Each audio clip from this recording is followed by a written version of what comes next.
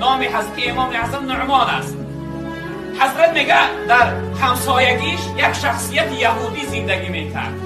اون یهودی میگه عادت داشت دایم حضرت امام اعظم یعنی آزار میداد، تحقیر میکرد، سرزنش میکرد، در بین مردم بد میگفت.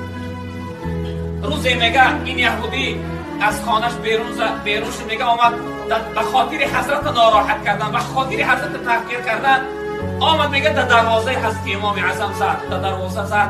البته هر کدام ما را یک کس اگر در در بزنه در حال میریم میبینیم کی باشه، چی میخواسته باشه.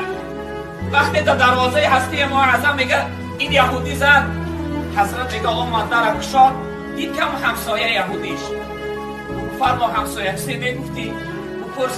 پرسیدنی بودی یکان خدمت بود؟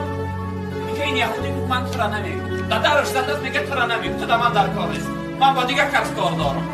سبحان الله. حضرت میگه گشت در خانهش درام و چیزی نگو. 10 فی دیوم میگه در دروازش زد.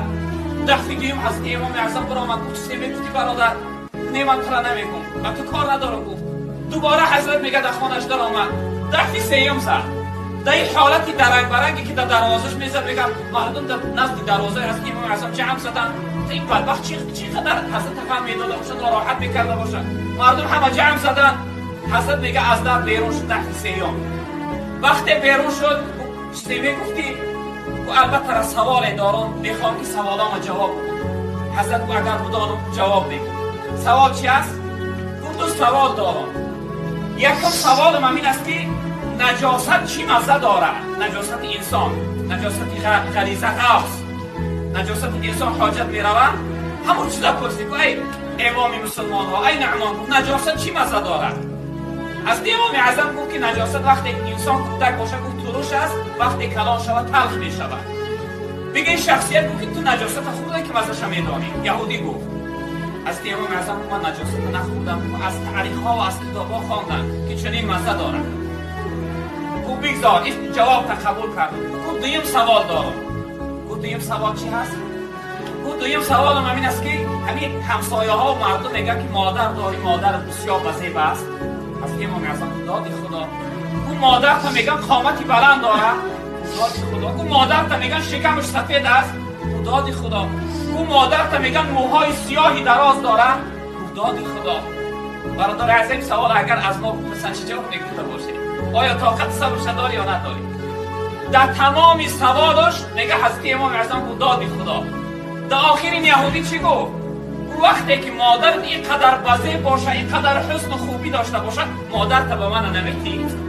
مادر تا در نکاح من نمیداری؟ از امام اعظم که مادرم مکلف است، مادرم کلان است، به عقل است، اختیار در دست خودش است.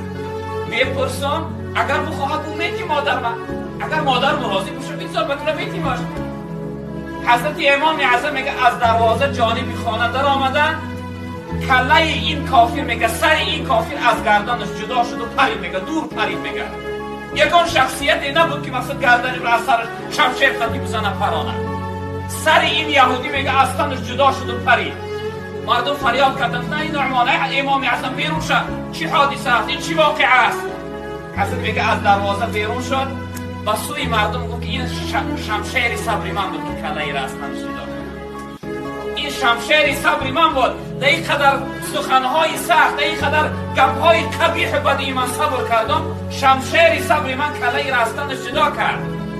ببینه برادر عزیز، ما و شما باید از این بزرگوارها عبرت بگیریم. ما باید از اینها نمونه داشته باشیم.